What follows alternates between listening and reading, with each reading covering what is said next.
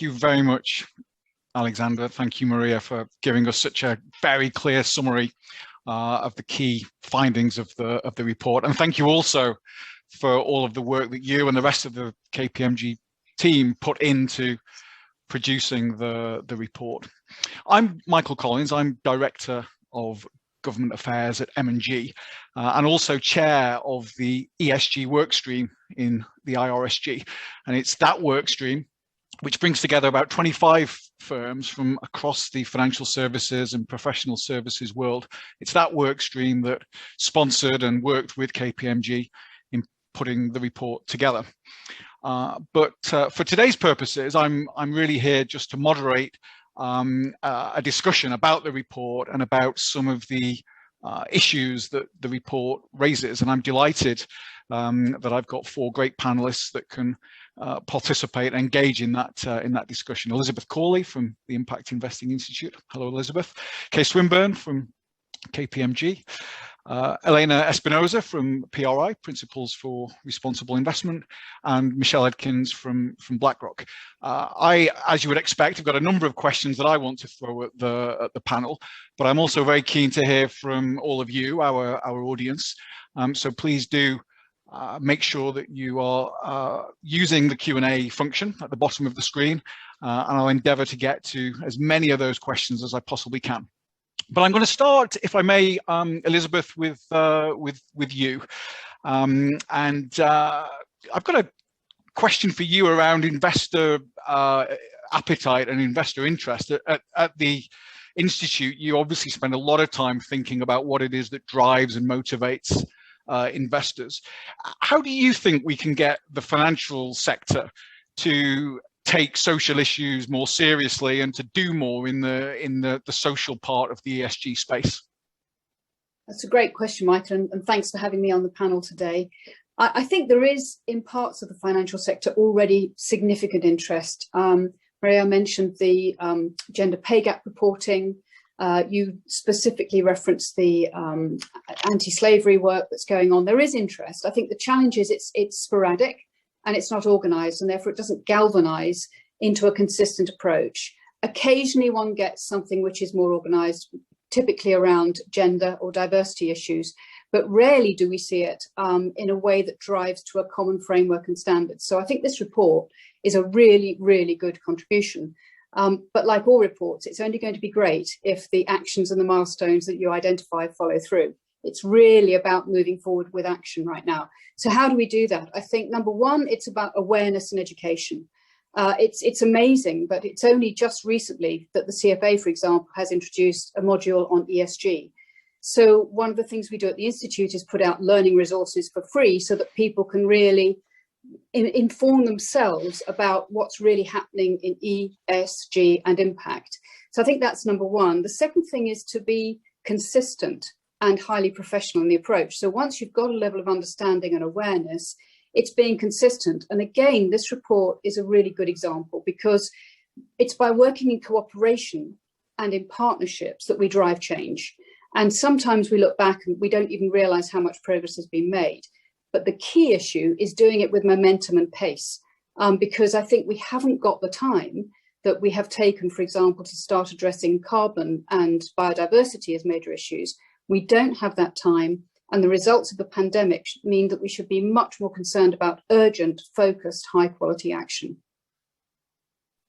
Thanks very much, Elizabeth. Now, you talked there about partnership and about cooperation, and one of the things that the report really emphasizes is the need to try and take a global approach to driving the S in ESG.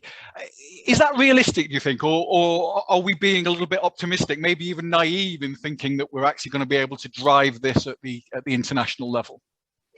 If you'd asked me 2 years ago, I'd have said this is incredibly optimistic. But actually, if you look at what the IFRS is doing, you look at the agreements of a number of ranges of standard setters, I think now is the time to really focus on global convergence. And I think what we'll see is global convergence at a relatively high level, a sort of framework level, possibly the identification of a few key standards that have international applicability. And then we'll see regional and sectoral variations come through because different things will move at different paces. And we know from a lot of work that different aspects of vulnerability, for example, labour practices, there are certain sectors, certain geographies much more vulnerable to that than others. Community destruction and land usage is another one.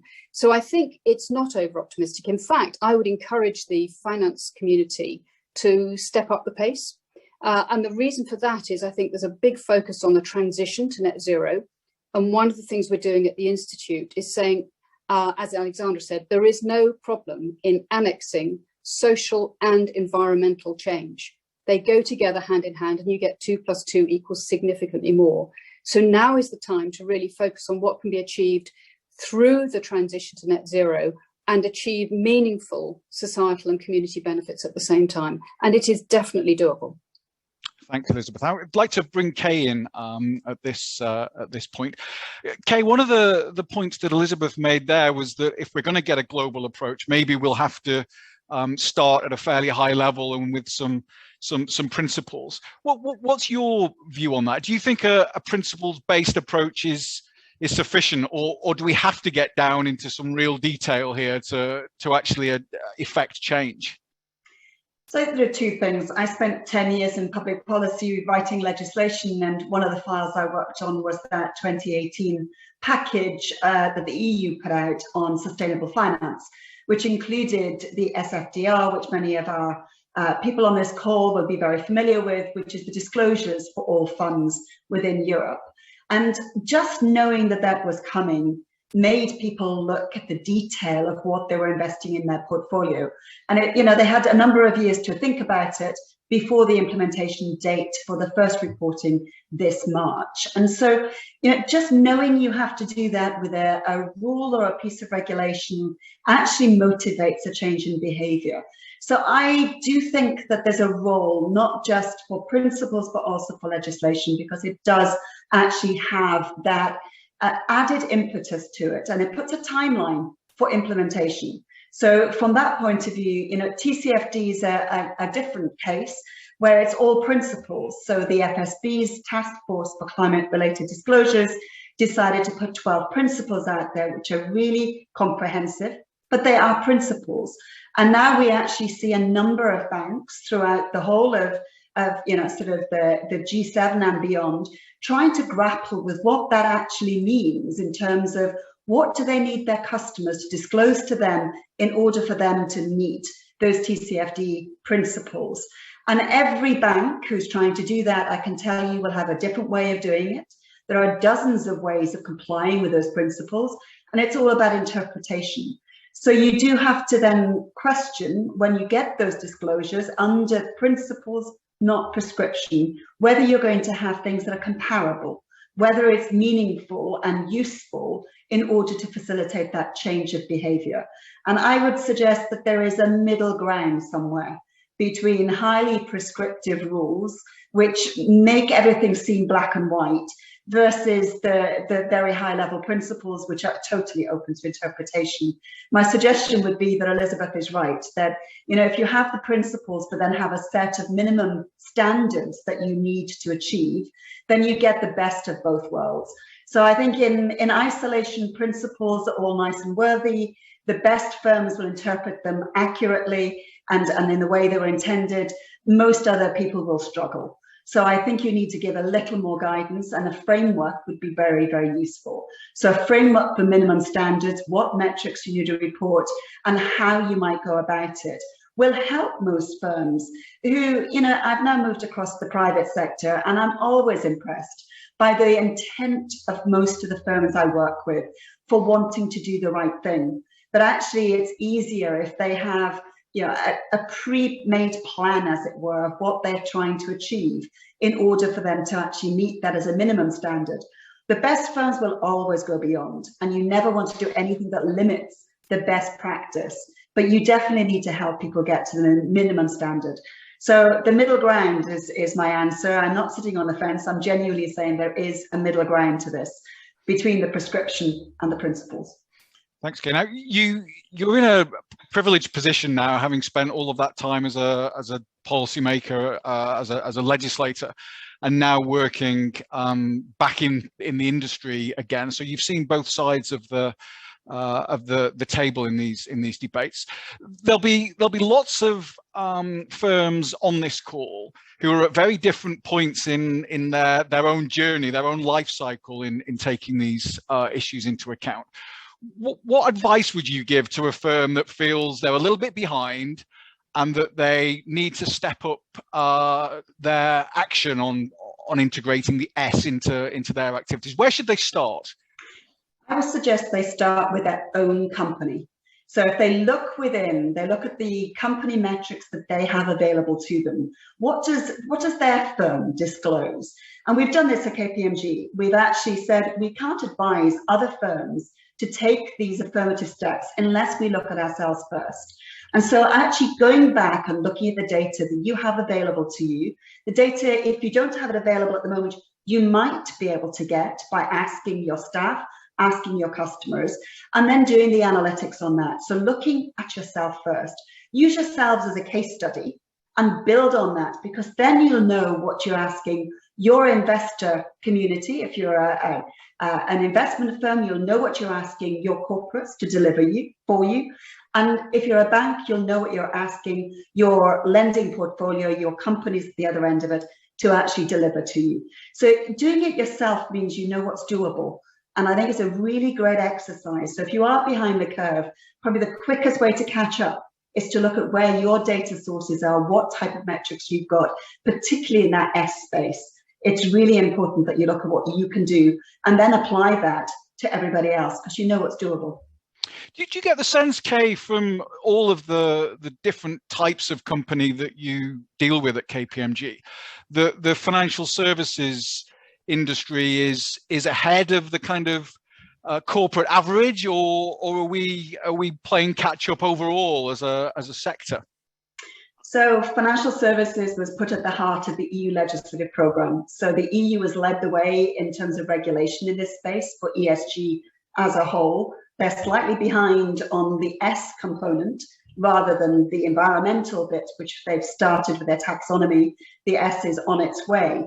But the reality for me is that financial services were put at the heart of that regulatory agenda, because the EU recognized that if it managed to get to the source of capital and change behavior at the source of capital, it could change potentially the way the corporate world was acting much more quickly.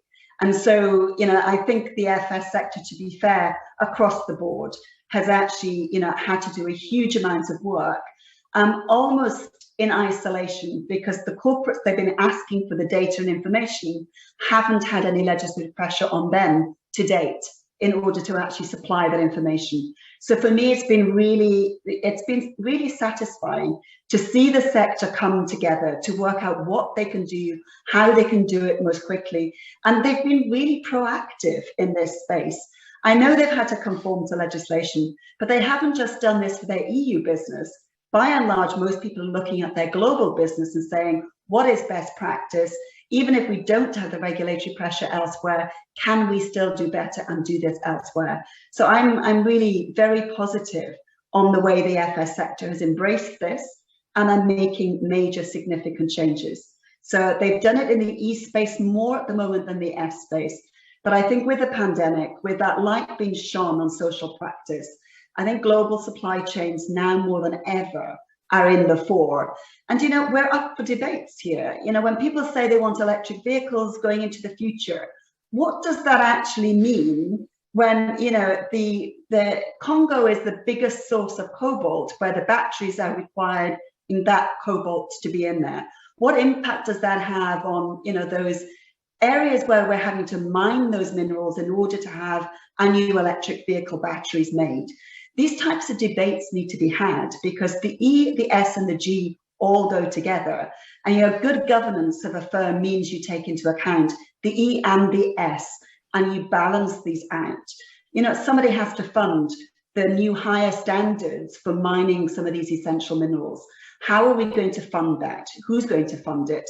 How does everybody join together to make sure that we actually look at this holistically? But I think the financial services sector is playing its part and isn't shrugging its responsibility in this mandate to go forwards. Thanks, Kay. I'd like to turn to Elena now and to a perspective from PRI.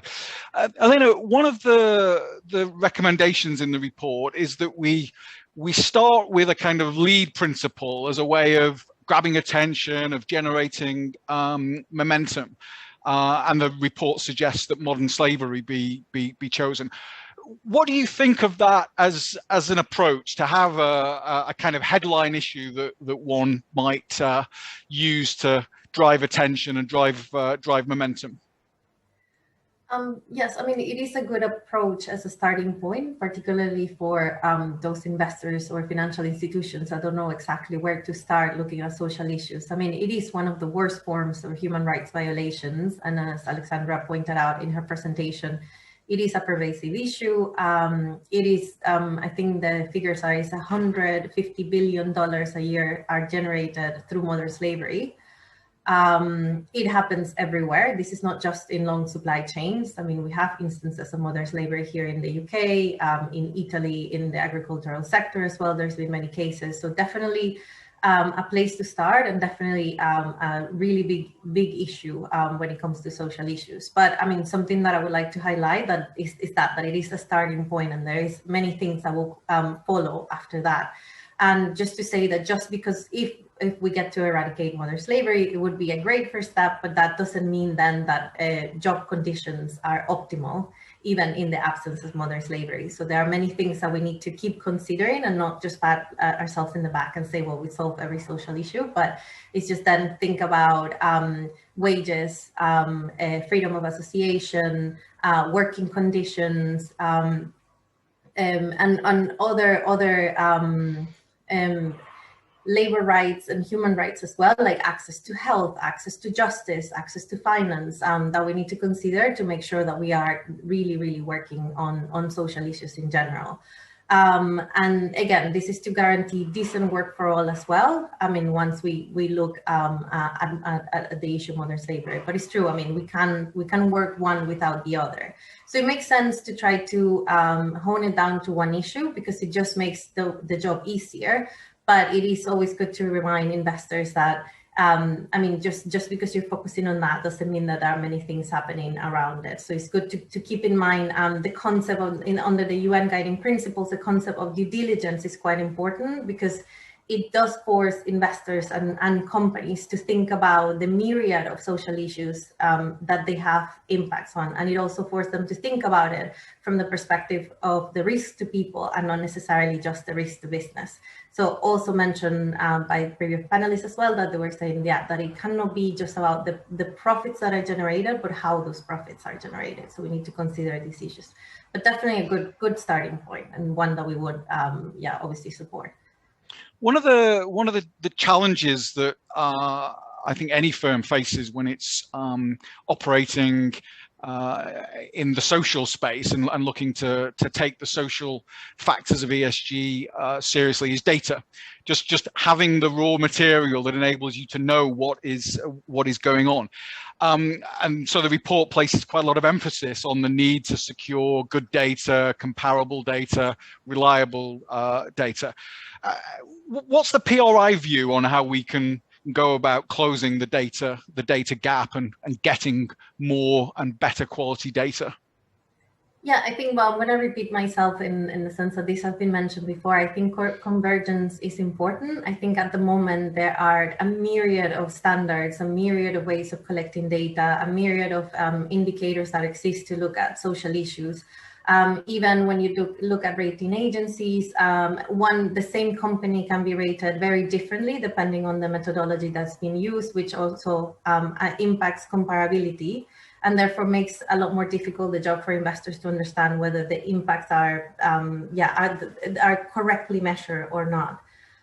So definitely data is an issue, and having good data and the accurate data is an issue. However, this shouldn't stop people from starting to look at social indicators and to ask for this data. I think the more investors ask for social data and understand, as Kay was mentioning, if you look internally at your own practices and start identifying what are the issues that you want to measure and you want to work on, that can be your first steps to asking for data somewhere else, and to ask the data of companies and suppliers as well. And therefore, as these requests for data increase, so will the quality of the data as well.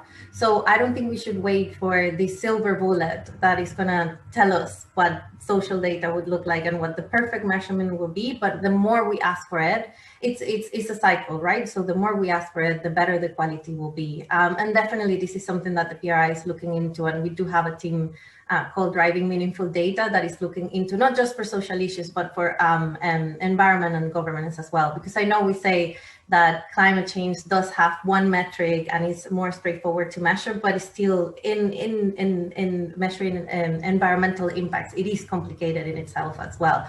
But companies are more used to receiving this request of information, and it's more standard, so they feel more comfortable in talking about these issues. So I think we're just a little bit behind when it comes to social, but the more this data is being asked for, the more it would look like in the environment and on the governance side of things.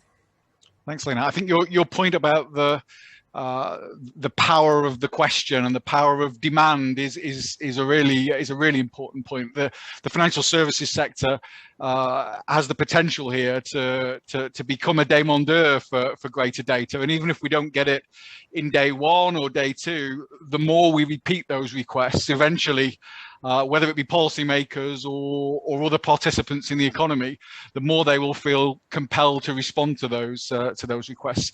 Let me move on, if I may, now to Michelle from BlackRock. Michelle, BlackRock's a global financial institution. So how important is it for you to have global policy frameworks in place to tackle these kinds of issues? Thanks, Michael, and hello, everybody. From our perspective as a global investor on behalf of our clients, a global framework is hugely valuable. It creates a level playing field for one reason, but it also ensures that the conversations we're having with a developed world company can translate to a conversation we might have to a public company in a developing market. And often the developing market companies are in the supply chain of the developed company. And so that framework where everybody's coalescing around a common set of expectations, it is really, really valuable. For our part, we currently use the OECD's guidelines for responsible business conduct for multinational enterprises, which, as many of the people in this session will know, have been translated across to expectations on investors. So I think there's a nice corollary there between expectations on companies and how investors can take those into consideration. The UN guiding principles, the RUGI principles, are also incredibly useful for guiding the work that BlackRock Investment Stewardship does in relation to the S issues, or we talk about it as company impacts on people.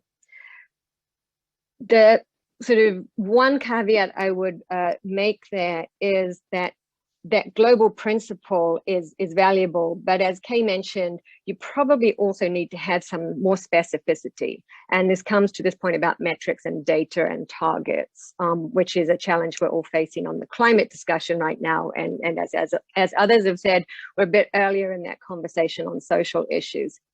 The other factor there is that in our experience, the social issues that are a priority in a particular market or region can be informed by local concerns or local culture.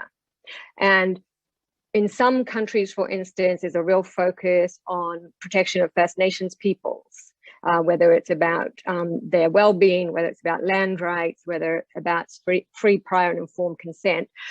And that is going to be the top priority when it comes to S. In other markets, it's, as Elena said, employment practices and living wage and benefits. And these are not necessarily things you have to trade off between, but I think that local context can be really important as well, particularly in the conversations we have with companies as we're engaging on their impact on people. So as ever, there's always this balance to be achieved between breadth and depth. And I think that's the challenge for any, any policymaker trying to set out a framework and then more specificity here. From our perspective, echoing points that others have already made, a key is enhancing disclosures by companies. As a global investor investing at arm's length, broadly diversified equity investor amongst other asset classes, we're trying to assess how well companies are identifying, mitigating, and where necessary, remediating their negative impacts on people. And so in that assessment, we need the information to understand the board oversight, management's processes, and the outcomes achieved. And right now, as initiatives like the Corporate Human Rights Benchmark have pointed out, there's a paucity of information to do that, particularly in a systematic way.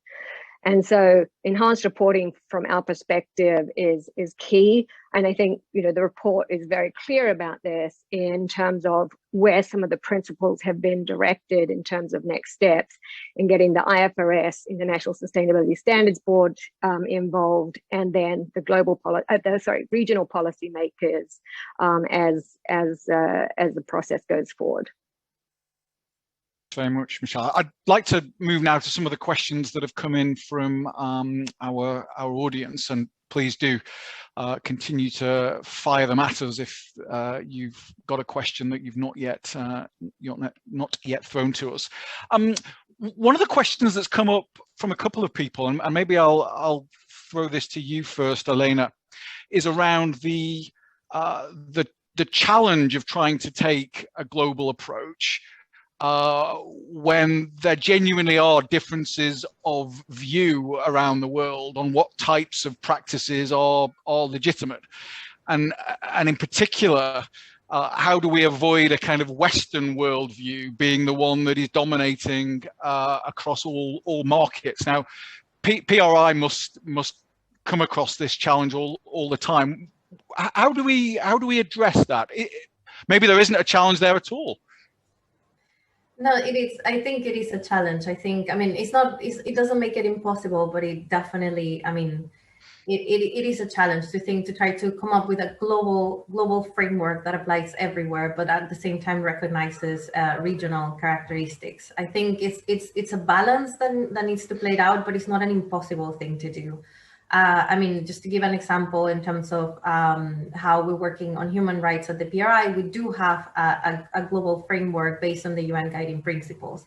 And the reason why we decided to use a particular framework is because the UN guiding principles were unanimously ratified by every country in the world, pretty much. So basically, every country has already said that they support this kind of framework. So it is a good entry point when you're talking about these issues. However, human rights, as many have mentioned in the questions, are very different in China as they are in the US, as they are in other countries. So I think again, it's just thinking of the concept of the risk to people can be universal, but then what those risks would be different depending on the region. So therefore, it's about not using a blanket approach on specific issues for every country, but then trying to understand what those regional characteristics are. And as we were mentioning, in the US, obviously diversity, equity, and inclusion is a big issue now because of the Black Lives Matter movement and everything that is happening there. But then in other places, it might not be that much of a push because we're talking more about decent work, living wage, working conditions.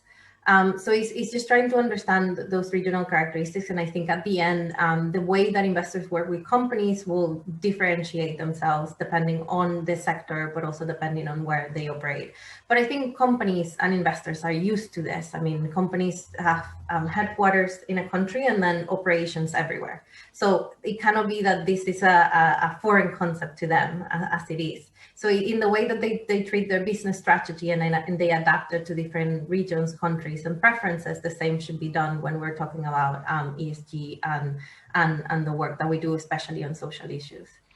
Elizabeth, what's your take on that on that question, on the challenge of allowing countries, societies, cultures to have genuinely different views on social issues without jeopardizing the dearly held principles of the owner of the capital in the first place. How do you think we can navigate that most effectively?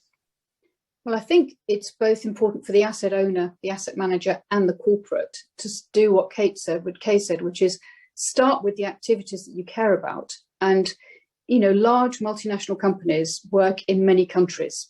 They have employees in many countries. You can't sit in an OECD developed nation and think that you're running a brilliant business if you're allowing certain practices to morph and deteriorate at a local level. So I think on the one hand, it's about holding high standards in the boardroom and then making sure you've got effective practices that drive that through. So that's on the one hand. On the other hand, the tension exists that if you're sitting in a boardroom in New York or London, you've no idea what life's like on the ground. In Senegal, for example, you've got no idea whatsoever, and it would be arrogant to assume you do.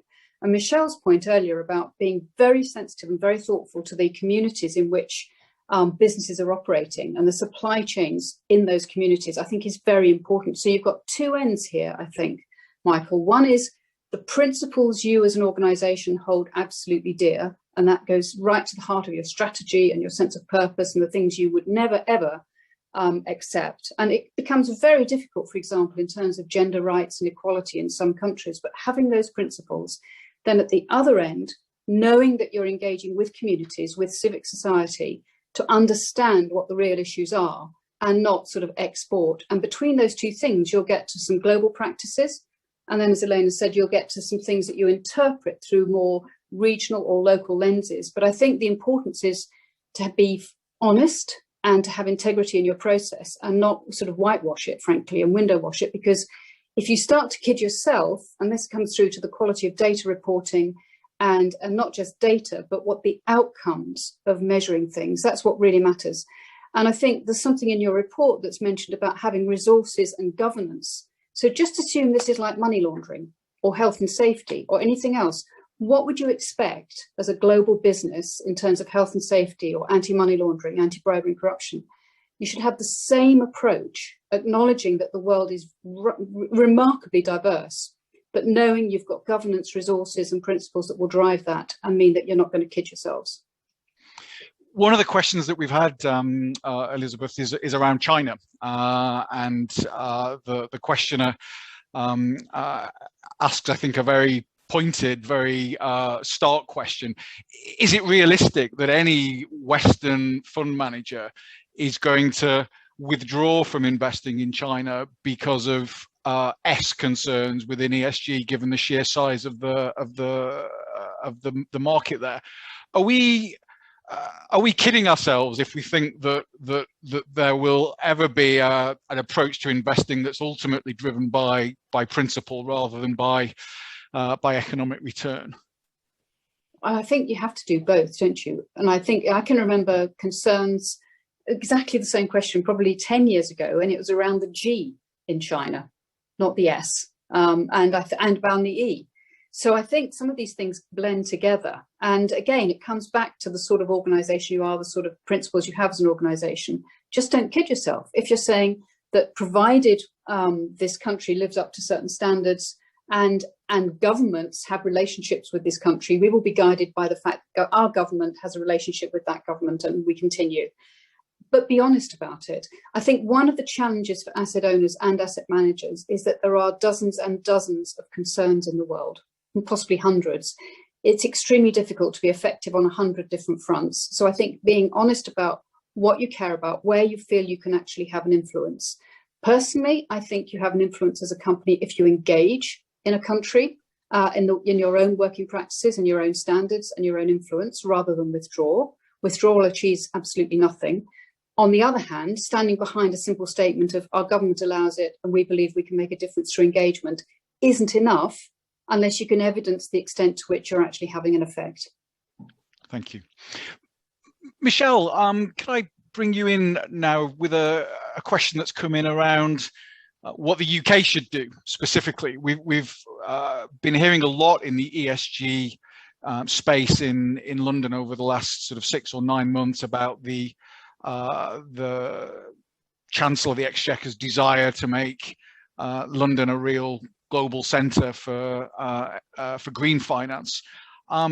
Is there a case despite what we've said about needing global approaches, is there a case for the UK looking to get ahead of the curve on the S in ESG and maybe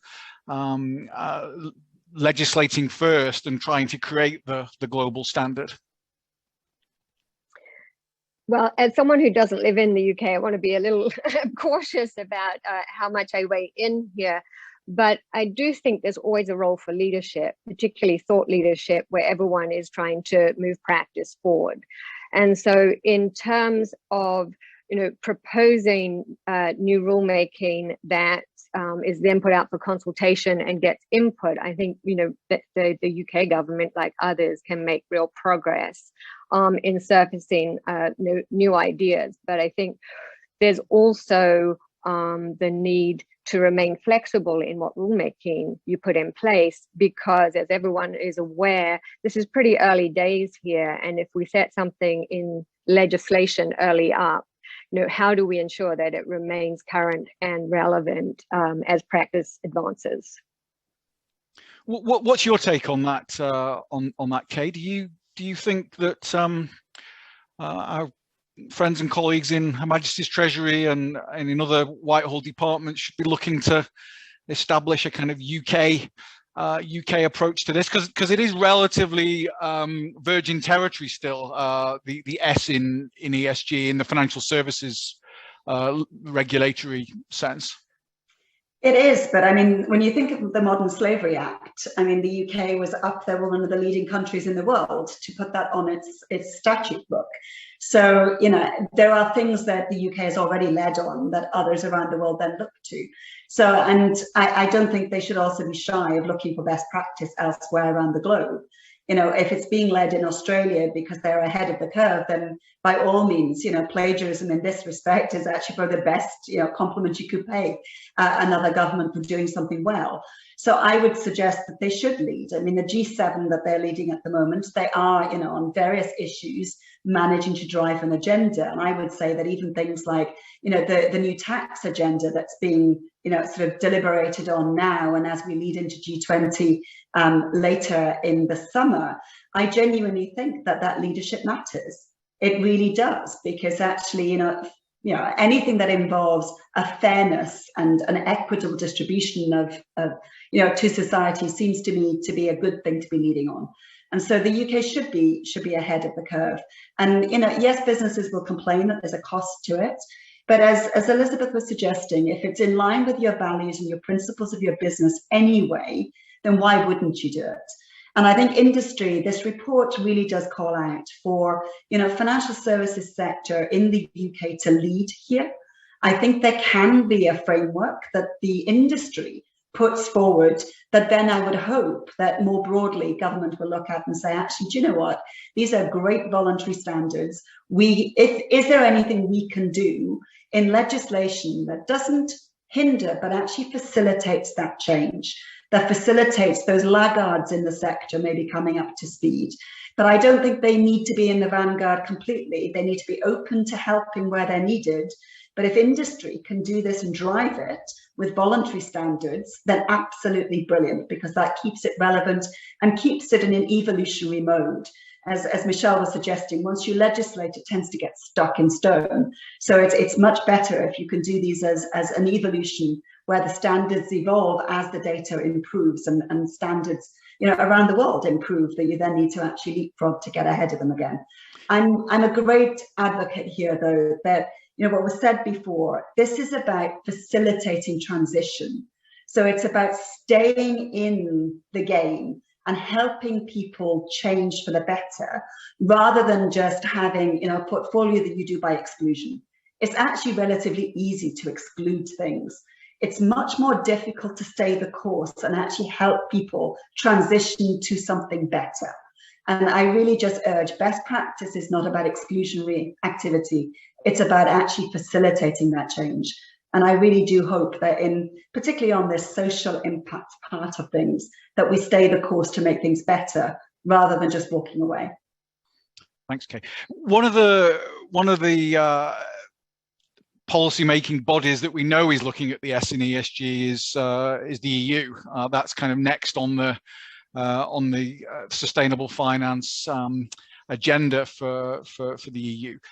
Do you think your former colleagues in the Commission, the Parliament, and the Council will be willing to kind of wait for a global discussion to happen on this, or are we going to be condemned to having a sort of EU moves first set of quite detailed rules on the S in ESG?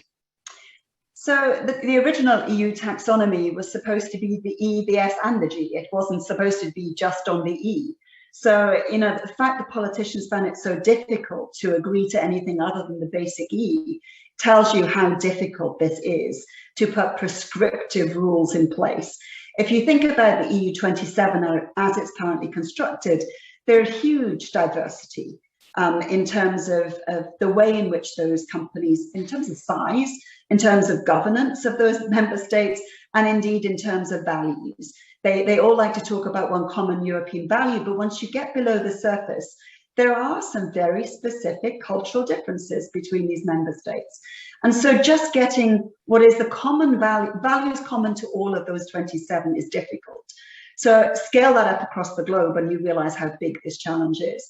So the EU will put a very basic S framework together for the taxonomy, and it will come very shortly. But I think because they found it so difficult to get consensus across the 27 in this space, it may not be as prescriptive as their usual set of rules.